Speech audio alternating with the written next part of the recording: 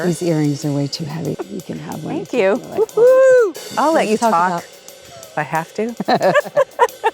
would you enter into the White Lotus world? Work with Mike White? Yes.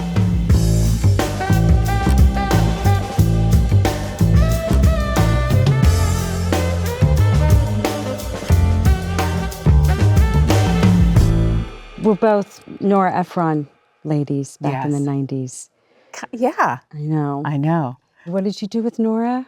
Well, Hanging Up that she wrote with Delia. About the three sisters. Yeah. Diane Keaton directed it. She directed Meg Ryan. that. Yeah. And was Nora around? Yeah, every day. And then I did another movie that Nora directed and John Travolta was in it. How's that? It was John Travolta movie and I was in it. And he was an angel or something, right? What was that? No, that was Michael and that was a great movie. Okay. This one, was disappointing, I think, too. And I was just thinking we have to say the last name of everyone that we talk about on the show. But I said John Travolta. You did, but Michael, the movie, didn't have a last name. No, it did not. Okay. Michael, Okay. No, just called Michael. Good catch. Thank you. I'm going to do a good job. Yeah.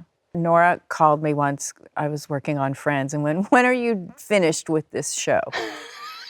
Why do you keep doing it? It's like, well, some good reasons. She was so funny. Why? Yeah. I remember she came up to me once and said, just be funny. That was the note. It's a good note. It is a good note. Yeah. It is a good note. That's a really, yeah. And I went down a rabbit hole of interviews with Nora Ephron on YouTube. Yeah, me too. You did, yeah. Well, because you did, and you said I did Yeah. this, and I looked at one, and then, yeah, it's impossible to stop. Yeah, and what she was saying 20 years ago about movies and entertainment, and she just had so much to say about the state of our, the audience and what they'll want in the attention span, and I'm such a big fan of yours, and one of my most favorite things ever is the comeback. Oh, thanks. And Parker. these earrings are way too heavy. We're going to put them here. I was wondering, it'll be when part is of the she display. gonna get rid of those earrings? You can have one. Thank if you. feel like holding Woohoo! it. How did the comeback start? There were no Real Housewives really yet, and I You had mean Real Housewives? the TV reality show? shows. Yeah. Okay. Yeah. Yeah. There was Anna Nicole and the Osbournes. And there was Amazing Race and Survivor, which I thought, well, this is the end of civilization. Yeah. Because like Amazing Race, I watched a couple, the woman's eating very spicy stuff and vomiting, which that's what's meant to happen. And she's vomiting on camera while her husband is screaming at her to get it down or we can't move on. And she's crying and vomiting. And I went, How can I top that? This is the end. Do they know what they're signing up for? Like, Yeah. it's if you get famous, it's kind of a challenge. Yeah. And they're signing up for getting famous for vomiting and crying, and that's a disaster. And then I just thought, oh my God, what if Wow. you don't have to feel bad for a regular person if it's an actress who's signing up for it, or she's on a new sitcom and she was on one. And it was near when Friends was just about done. It was before Friends was done.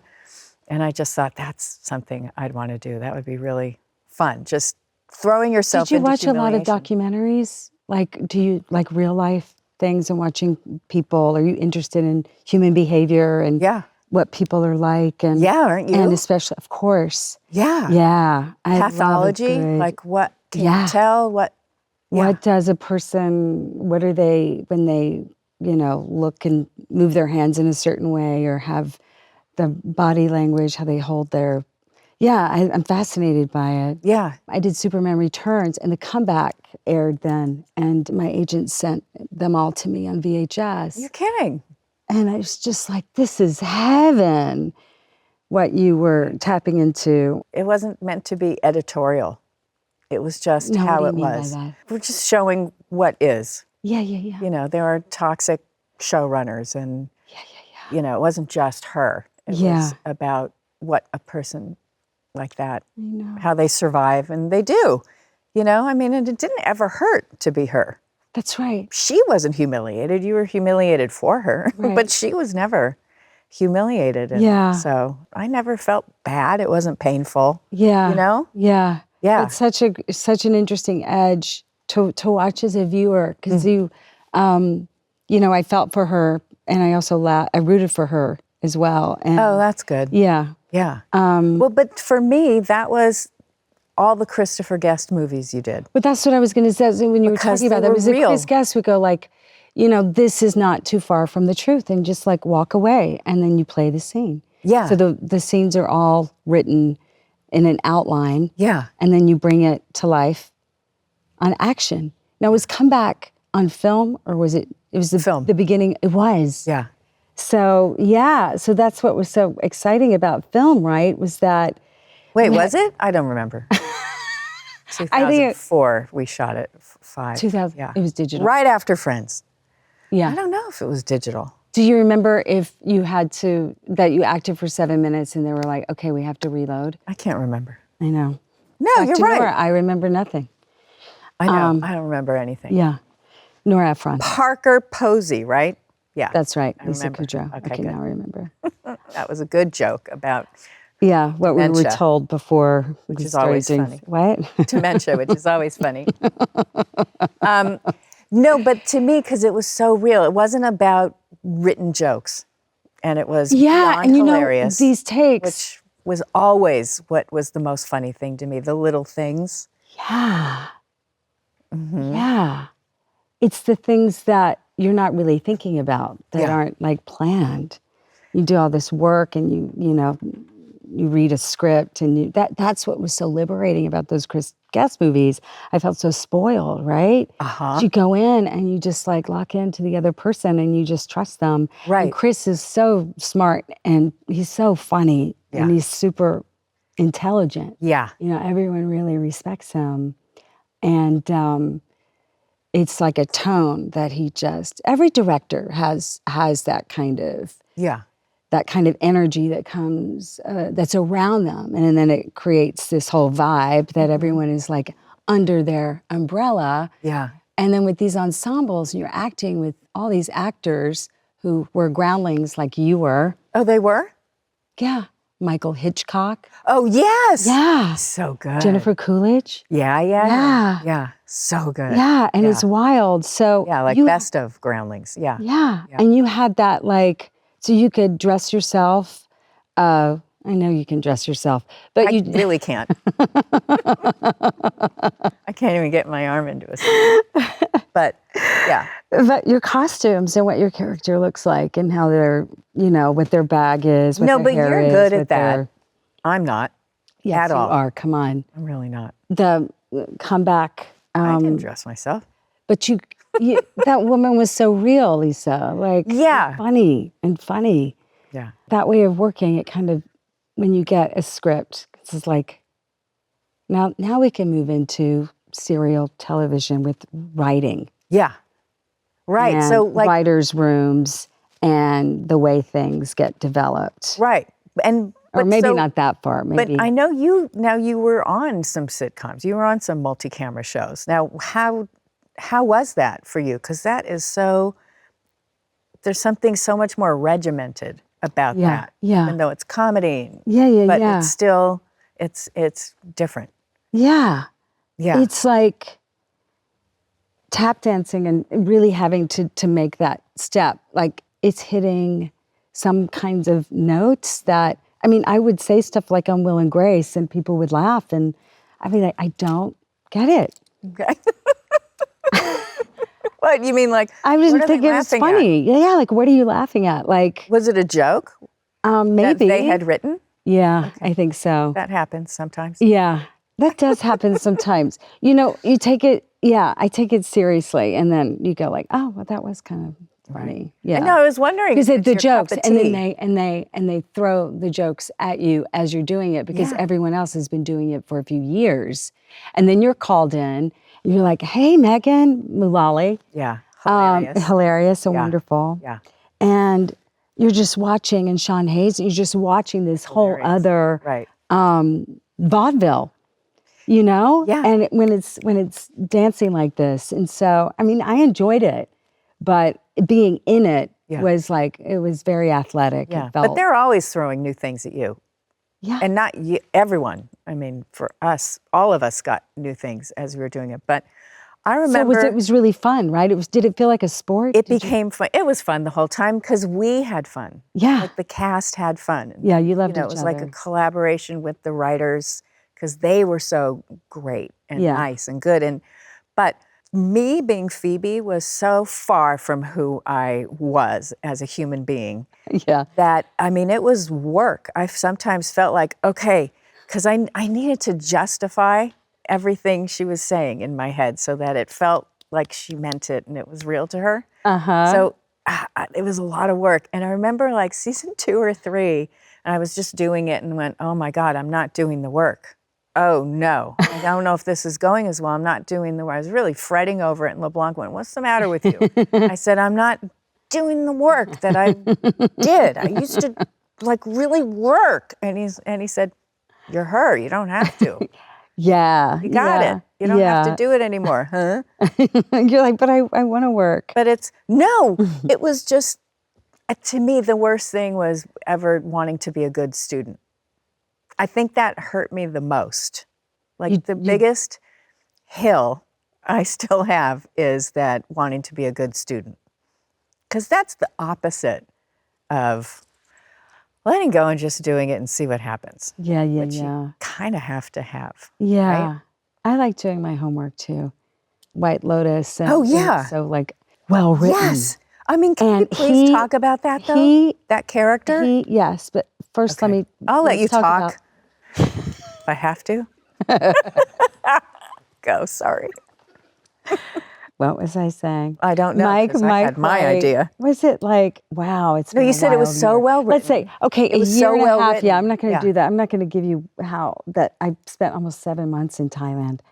It really was 7 months? It was almost 7 months. Too long. It was a long time, and it kind of changed my life. Which it would, of course, it would do if you spend so much time in another culture. And Yeah. I really loved it. I don't even have my lorazepam. I'm gonna have to drink myself to sleep. So things came about really quickly. I don't know how he did it, but he wrote all those 8 episodes.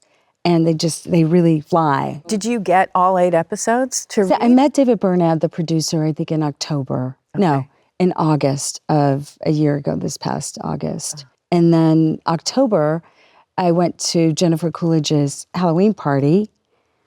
And It's kind of a famous Halloween party. and I'd never been, you know. My never dad been. was sick for a long time. You'll have to go.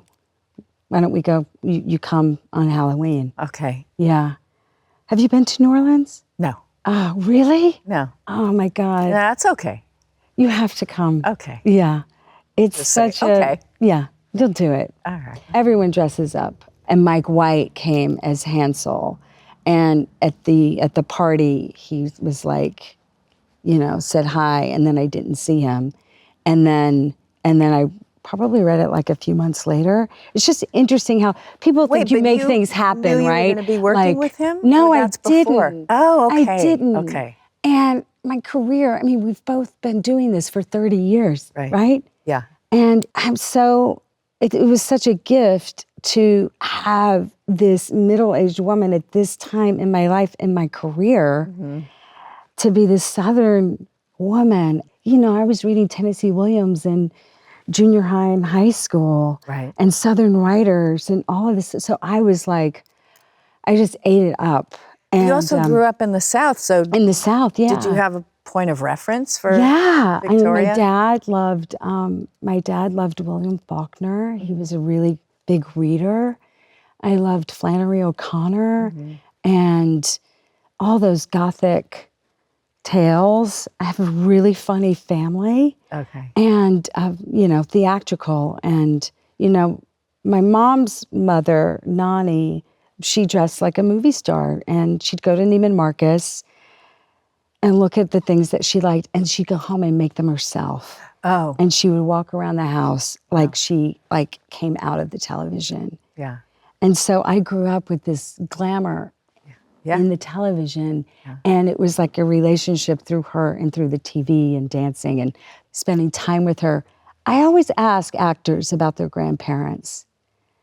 Or sometimes it's like the parents that weren't the influence as much as like an aunt or uncle or a grandparent. Do you think? No. You're like, no, not at all. Sure, But do that. No, yeah, but for try that. humanity, I mean, just in terms of, options for, what kind of people exist in the world, And then Wait, but let's talk about your show that you then did. I'm not done. I think that's it. Oh, okay, that's all I need to know. Interesting person, Lisa, and I just, No, anyway. but I meant Victoria point of reference from actual people, not literature. Yeah. Or was it? Oh, yeah. Because you grew up. I grew up in the Deep South. Yeah. Where were they from? I forgot. Durham, North Carolina. Okay, right. Yeah. And it's not like the South is all the same, obviously. No, no. And there's so many different accents and ways of expressing. People, I think it was Eudora Welty that I saw, I read in an interview about Southerners being like Chekhov characters, an easy theatricality within the family about themselves. And a kind of narcissism, but also like being able to take the stage in what you're going through. Yeah. And reading something with so much drama and being able to bring that, it's almost like what reality TV has done to women, Done to? For? It's a fine line. It's not a joke I grew either, up, it's because, not. I grew up running to, when I saw Mary Tyler Moore on TV, I would run to the TV and kiss it and say, Mommy. Oh. Because she looked like my mom. Oh, wow. And Mom was like around, in the house somewhere. Yeah. But it's a very close relationship that we have to the television. Yeah. So the way that girls are shaped and what women become from television is so interesting to me. And I've noticed it in the past 15 years, how heightened and how dramatic, women have become. Yeah. Like there was something I did in White Lotus where it's something I would never do, like point to someone like this in this really like this mean way. Like who does that? People on reality TV. They really bring up that like attack. Yeah. And I'm just like, wow. But I've seen it in real life too. That's what I'm saying. Yeah. Yeah. Not on reality TV. Yeah. That's what I'm saying. Yeah. Like there are real life people who feel like it's okay. It's not rude. Yeah. Or I'm making a point. Or confrontational. Yeah, confrontation. Yeah. But I think my favorite thing in the whole season of White Lotus was asking Victoria, can you live without, what if we didn't have anything? And that was the answer was the most honest thing I'd ever seen and made me respect her. It just, not respect her, I know, but just for being honest. And when you go back to like Chekhov or these great lines that great writers can write, and it was exactly that. Brutal Look, truth. I just pointed at you. Yes, you did. But more like if you'd done that. Like it's gone. I'm gone. When I read it. You had that line. When I read that line, that hit me the most out of the whole 8 episodes. I just don't think at this age I'm meant to live an uncomfortable life. I knew exactly how to say it, and it was such a Southern belle, like, I don't know what I'd do without money.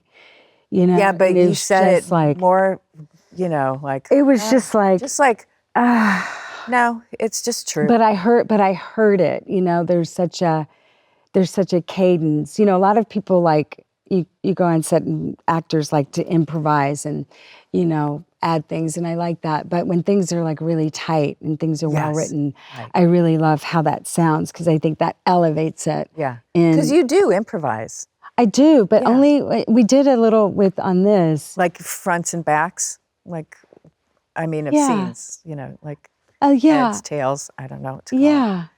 yeah. It was. I was just know what cool. it's called a camera. I learned today. But So Mike is an actor too. yeah, He is a really interesting guy.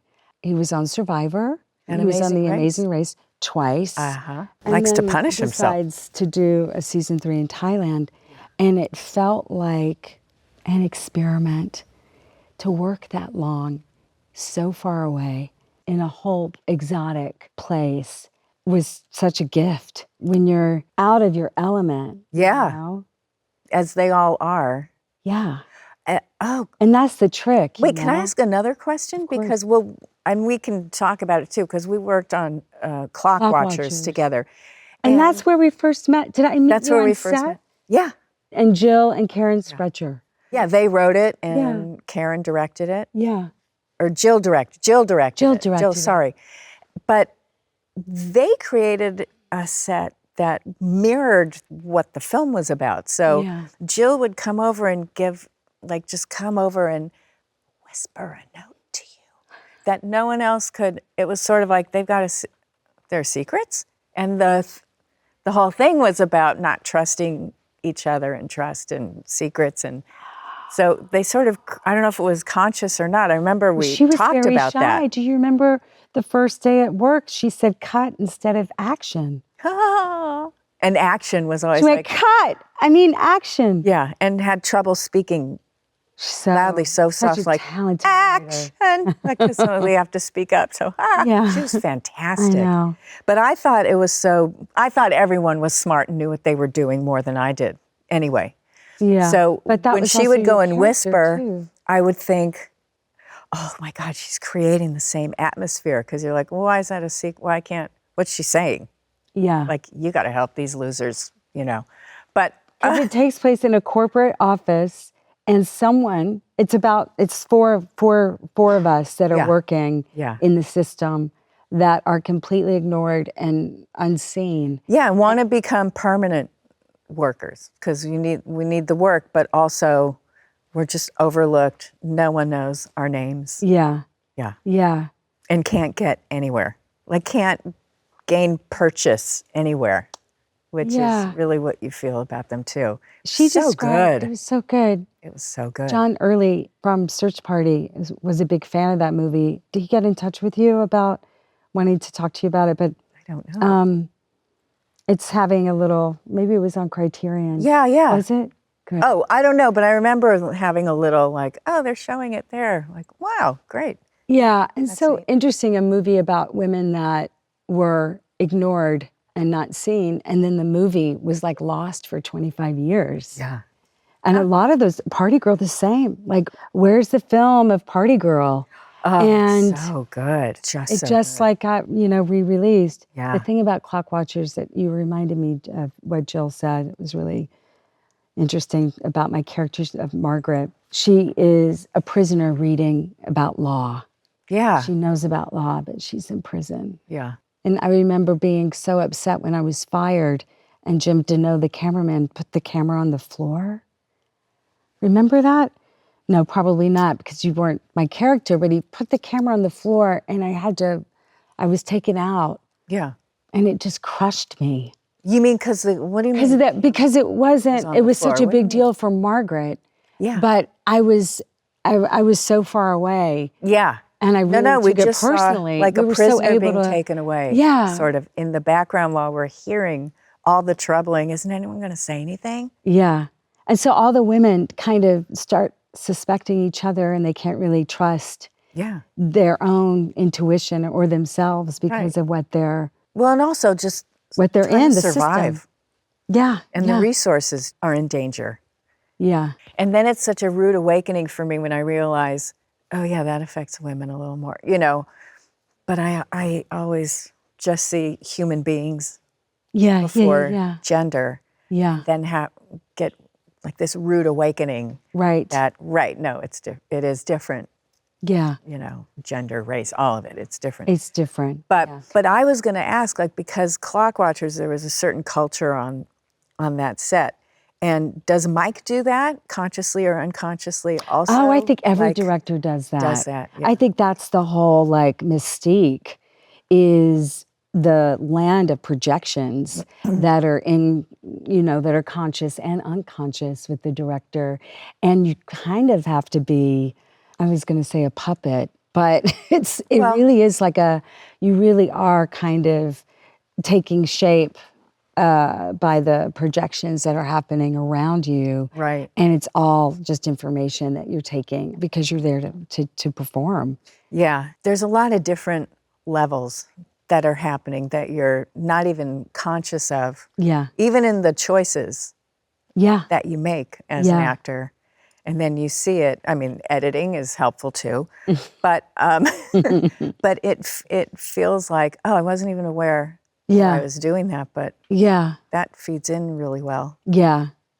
It's very slippery, right? Yeah. It can be really, really slippery. And then some people, you try to make sense of it and you're in it. Yeah. You're just in it.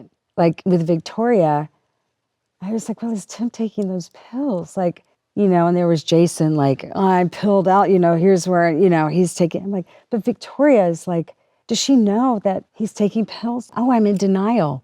I'm playing denial. Yeah. And that took me kind of a while. And I'd even talked to Mike, like, it's kind of like, does she know? Yeah. How does she does not know. Of course she knows. She's been married to him for 30 that? years. Did he say it? No, but they give like that room for you to be in that, in that state. You're always losing things. They were in my purse. My whole prescription is gone.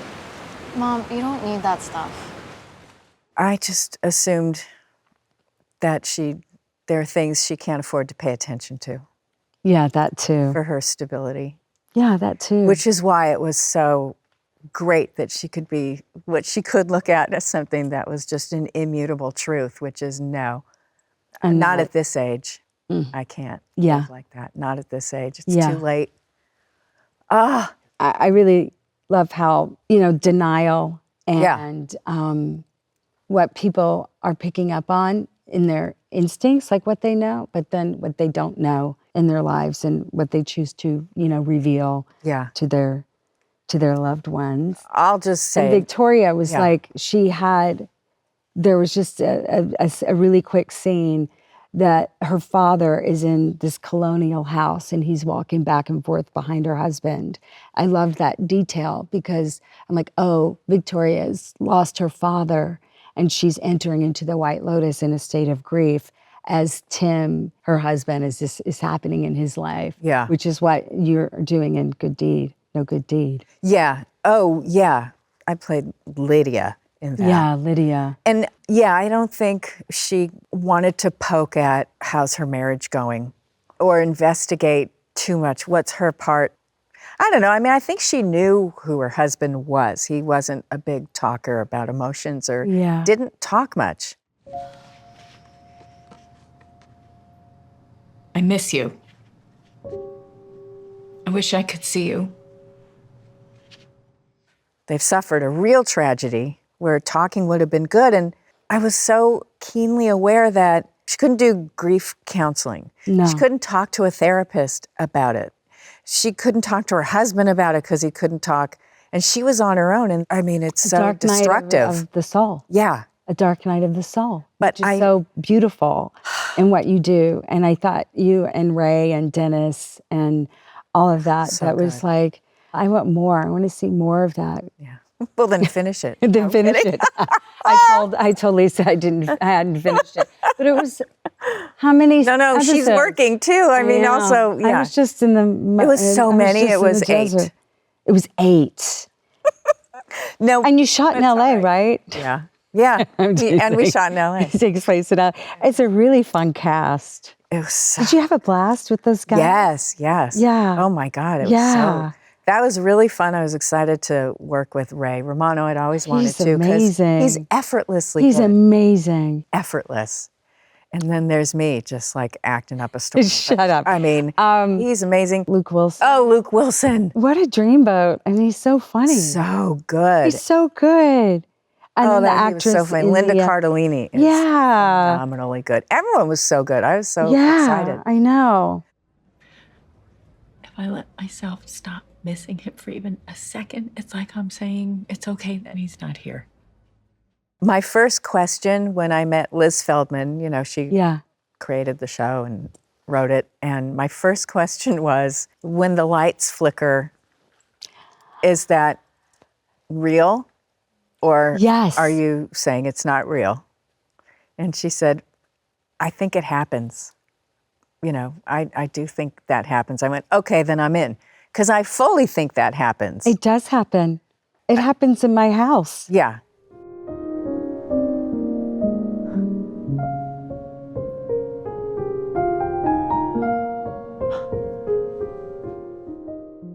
I'm not kidding. My first question, Yeah. my big important question was, are you going to call bullshit On Spirit. Spirit? Because if you do, I'm out of here. Yeah, because I think it happens, but I mean, then more to the point for this character, Lydia needs it.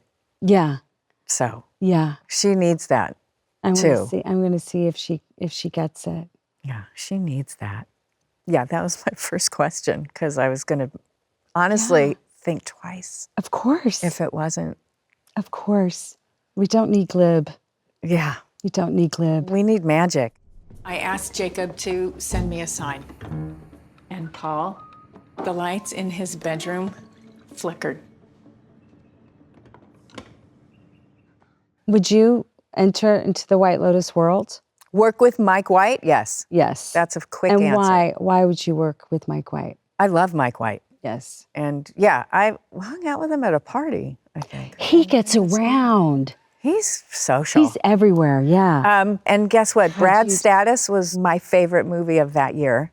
Yeah, and I emailed him to let him know because I had to. It was so good. I had to. And I don't do that a lot. In season 4. Well, I mean, You need to be a part because it's the writers. They're like playwrights. When you work on a play or you enter into the writer who's writing the, complexity yeah. of people. Yeah, well, we'll see. I mean, we'll funny, see. and I'm not asked, but I have to let you know. If there's a big enough TikTok campaign or a social media campaign, then it'll happen. it'll happen. Because that's how it works. kind of It doesn't. Does It's not It as doesn't. influential as it thinks it is. Right. That's what I have to say. Because who knows what Mike White is writing or where these stories are going to go. Right. Yeah. And I might not be his cup of tea, which is allowed to happen too. No, But no, I'm a I huge don't- I Mike know White you're fan. his cup So, of tea. you I'm know, gonna text him after this. of course, if I'm Mike gonna White would want to. ensure that you know that you are. But I do get nervous about inhabiting things that are too dark. I I hear try to you. avoid that. But like for you didn't really have to. I really felt for mothers when I played this role because I realized it's a whole when I- other dimension. It's a whole other dimension. I realized that mothers are shaped by their family and really shaped by the man. And so I got to kind of go into the patriarchal kind of system thing of behavior of women who are not being authentic. She has a distorted point of view of her life right now, and it's been enabled. Right. Well, it's a dynamic. You Yeah. know? It's not. It's a dynamic. I think she's been pushed towards A family. that. Yeah. Has its own culture. We all grew up in one. Yeah. We know it's a dynamic. Yeah.